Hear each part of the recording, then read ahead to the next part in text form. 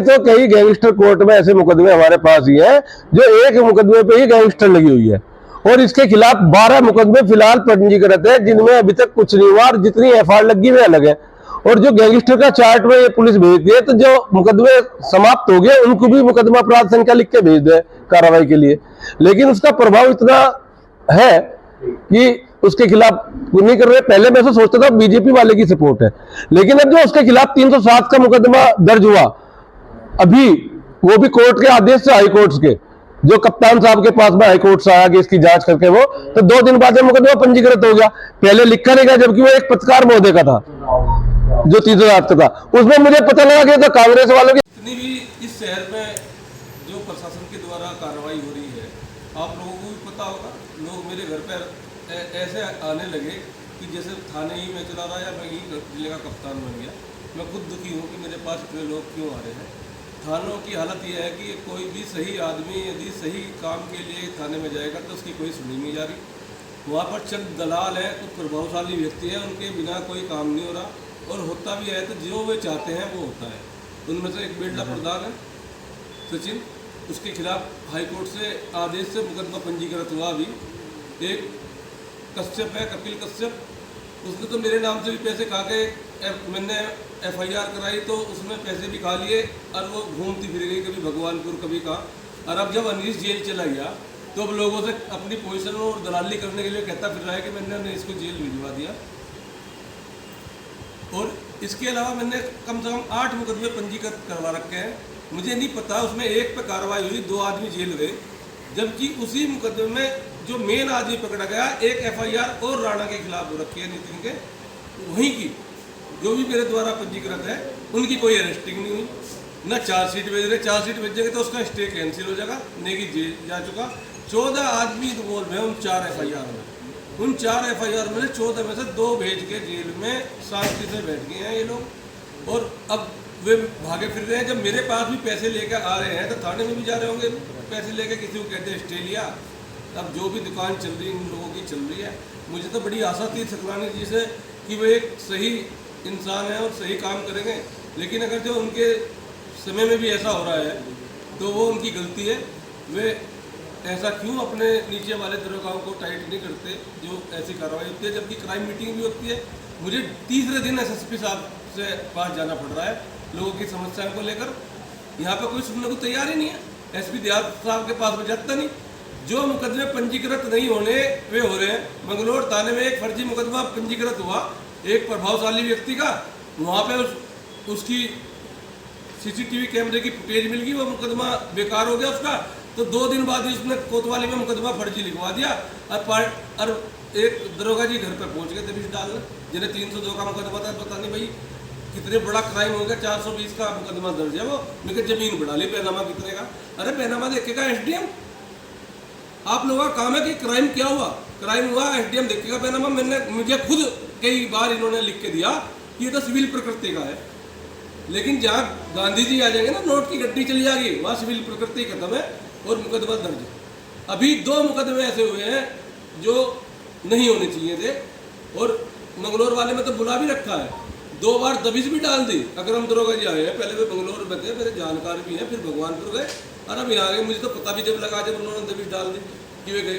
कल मैंने उनकी शिकायत भी करके आया कप्तान साहब के यहाँ कि ये हालत थानों की बना दी है कि सही आदमी जाता हुआ डरता है और चंद व्यक्ति ऐसे हैं जो थाने में ही मिलते हैं। अभी भाई साहब आपकी मांग कि अगर सही कोई आदमी वास्तव में परेशान है तो उसका मुकदमा पंजीकृत करा दे। अगर जो वो फर्जी मुकदमा लिखवा रहा तो उसके खिलाफ कार्रवाई करे। तो कौन लोग हैं? 2-4 का नाम बताइए, कौन लोग हैं?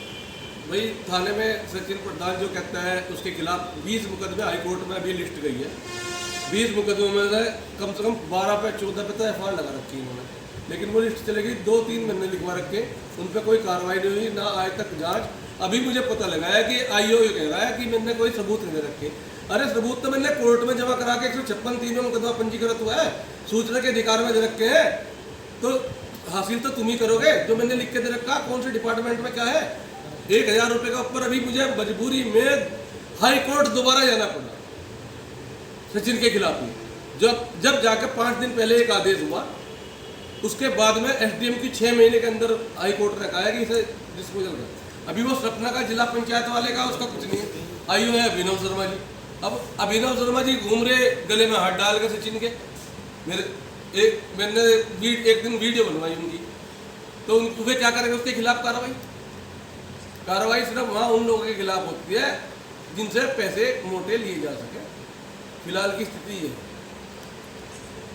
मैंने जो प्रेस वार्ता करी है, मैंने प्रशासन की कमियों से परेशान होकर ये प्रेस वार्ता की है, क्योंकि मेरे पास ऐसे ऐसे लोग आ रहे हैं जो फर्जी हैं, उनके काम हो रहे हैं, और जो वास्तव में सताए हुए हैं उनकी कोई सुनवाई नहीं हो पा रही है। मेरे पास में तो सुबह से कई शाम तक कई लोग आते हैं, और मैं डेली, मुझे यहाँ थाने में ना सुनवाई होने के बाद कप्तान के पास जाकर जब उसमें सिफारिश उनको बता के पूरी उनसे फोन करवा के जब उस पर कुछ सुनवाई हो पा रही है, लेकिन आखिर में जांच इन्हीं लोगों के पास है, इनकी मर्जी, ये क्या करें। मेरे पास में गरीब लोग आते हैं, उन पे पैसे देने के लिए है नहीं, और बिना पैसे के कोई काम होता नहीं। तो इंस्पेक्टर के सामने मैं नहीं कह सकता कि क्या स्थिति है, लेकिन कप्तान साहब के फोन के बिना ये आगे कुछ चलने के तैयार नहीं। बीच की कोई कड़ी इतनी गलत है, अगर जो आप अभी FIR लाओ लेके जाओ तो पहले उसकी फोटो खींचेंगे, किसी अधिकारी के पास भेजेंगे, जब फिर उसमें जांच होगी उसके 8-10 दिन बाद में रिपोर्ट दर्ज होगी। लेकिन कई जगह ऐसा है कि बिना जांच के ही FIR होगी। मेरे खिलाफ ही कर दी थी एक FIR, तो रात में, मुझे नहीं पता उसकी, अगर जो जांच करते तो खुद ये थाने में वो आदमी मेरे साथ जा रहा था, मेरे खिलाफ ही FIR होगी।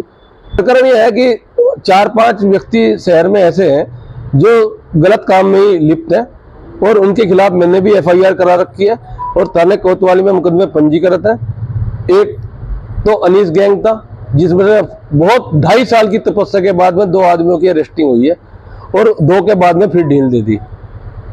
उसके बाद में सचिन बेल्डा के मैंने खिलाफ FIR करवा रखे, मुझे हाई कोर्ट जाना पड़ा, वहां से आदेश करवा के एक में ले आया, अभी सपना वाला पेंडिंग है। तीसरा एक विकास लाला के खिलाफ करा रखा, वो भी पेंडिंग है। और चौथा नाले वाला, मेरी मुकदमा पंजीकृत नहीं करा, मैंने 156(3) में डाल रखा, ठीक। लेकिन नाले वाला क्या मामला जी, नाले वाला क्या मामला? नाला बेच रखा सचिन ने, विकास लाला ने खरीद रखा, FIR हो रखी, लेकिन कोई कार्रवाई नहीं। यही रुड़की क्षेत्र में सरकारी नाला है, सरकारी नाला है। और फिर मैंने अब सूचना के अधिकार में कागज मांगे। गांव में झोड़ जो है वो 22 बीघे का झोड़ मेरे ख्याल में 5 या 6 बीघे का रह रहा है। अभी उसमें सूचना के अधिकार में मांगा तो मुझे नक्शा भेज दिया, और कागज भेजे नहीं अभी तक। मुझे अपील करनी पड़ी, अपील में तहसील इसमें गया नगर पालिका में, वहां अपील अधिकारी मिला नहीं, क्या चाहते हैं? फिर डेट लग गई, अब वो पेंडिंग रहेगी जब तक मामला इतने में ठंडा पड़ जा, वो बच जा। आप क्या चाहते हैं? मैं ये चाह रहा हूँ कि यदि वास्तव में मैं भी गलत करूं तो मेरे खिलाफ मुकदमा और मैं जेल जाऊं। अगर जो वो गलत यार मैं तथ्य दे रहा हूं तो FIR होनी चाहिए। मैं ही नहीं, कोई और भी दे रहा किसी के खिलाफ। गांव में 30 साल की लेडीज को भी उन्हें 60 साल की वृद्धा पेंशन दे रहा है, जिसका पूरा रिकॉर्ड निकल गया है। अगर जब 1.5 लाख पूरे गाँव की इसके कार्यकाल की जांच करवा दी जाए, चकबंदी विभाग से लेके अब तक की हर चीज में भ्रष्टाचारी कर रखी है। अधिकारियों को ऐसे धमकाता है जैसे यहाँ का विधायक नहीं, मुख्यमंत्री वही है, उसके कहने अनुसार ही होगा। कि पुलिस की हिम्मत नहीं है उसके, मैं खुद नहीं समझ पा रहा। वो पैसा खर्चा करता है इन पे, नंबर 2 से उसने पैसे कमा रखे हैं, यहाँ उड़ाता है, जांच दफन हो जाती है। एक बेचारे की घरवाली गायब है, FIR लगा दी, नहर में डूब के मर गई, जबकि सूचना के अधिकार में नहर वाली ने लिख के दिया कि नहर तो सूखी हुई थी। अभी कोर्ट में है, प्रोग्रेस रिपोर्ट मांग रखी। जज साहब ने, एक मैडम आई जांच में, उसने गाली सुनी। एक करम सिंह दरोगा जी थे, उन्होंने एक ये यहाँ बेल्टा में एक का दांत टूट गया, झगड़ा हो गया, उसके खिलाफ FIR आज तक, वो FIR भी मेरे कहने से लिखी गई। वो भाई वो पैसे वाला है, वो पैसे खर्च कर रहा है ना, ये ले रहे। मैं तो खुलेआम कह रहा हूँ, मुझे कई मुकदमे 156(3) में पंजीकृत कराने पड़े, जबकि मेरे खिलाफ भी कई फर्जी मुकदमे मेरे सामने जो मेरी नजरों में है, बिना जांच के उन्होंने पंजीकृत कर दिए। आप कोर्ट के उसके आदेश कुछ भी नहीं मानते। जांच तो ये करे जो ये लिख देंगे वो है। आदमी इतना थक जा, कुछ से इनकी सेटिंग हो जा, कुछ आदमी बेचारे मजबूरी में प्रेशर में आ जा, ये चल रहा है। उच्च अधिकारी के संज्ञान में है मामला? उच्च अधिकारियों को मैं डोभाल जी से शिकायत करके आया, अब देखता हूँ कि वो कितनी कार्रवाई करते हैं। गलत बोल गया, 307 का नहीं, वो मुकदमा धमकी का है, 386 का है। तो उस मुकदमे को भी हाई कोर्ट के आदेश के बाद में कप्तान साहब के द्वारा पंजीकृत करवाया गया। नहीं तो सचिन के खिलाफ गैंगस्टर का मेरे पे 2 मुकदमे और लिख के जाए, मेरे खिलाफ भी गैंगस्टर की कार्रवाई पुलिस कर देगी, मुझे पता है। सुबह को जब मैं अखबार पढ़ूंगा तो जब पता लगेगा कि मुकदमा दर्ज हो गया। लेकिन उसके खिलाफ इतना बोलने के बावजूद भी पिछले 2.5 साल से 2 साल से मैं लड़ रहा हूं, लेकिन उसके खिलाफ कोई कार्रवाई नहीं हो रही है। हर काम में उसका फर्जीवाड़ा है, चाहे वो पेंशन योजना हो, चाहे तालाब हो, चाहे जमीन घोटाला हो, चाहे चकबंदी हो। उसकी जमीन 30 बीघे से आज 200-250 बीघे हो रखी है। उसने अपने परिवार के नाम इस तरीके से कर रखा है अधिकारियों पर हाथ की, जो वो कहता है वही होता है। अब मैं ये नहीं समझ पा रहा कि वो कांग्रेस का है बीजेपी का है। यदि वो कांग्रेस वाले के साथ में भी है इन्वॉल्व, पहले हरीश रावत जी उसके हाथ थे जब कांग्रेस गवर्नमेंट थी, अब बीजेपी वालों के। लेकिन अब जो मुकदमा जब पंजीकृत हुआ है तो कांग्रेस वाले यशपाल राणा जी के साथ हुआ। अब ऐसी जो घटना हुई, न जाने क्यों प्रशासन किस वजह से, किसके दबाव में इतना उससे प्रभावित है कि उसकी किसके खिलाफ कोई कार्रवाई नहीं करना चाह रहा।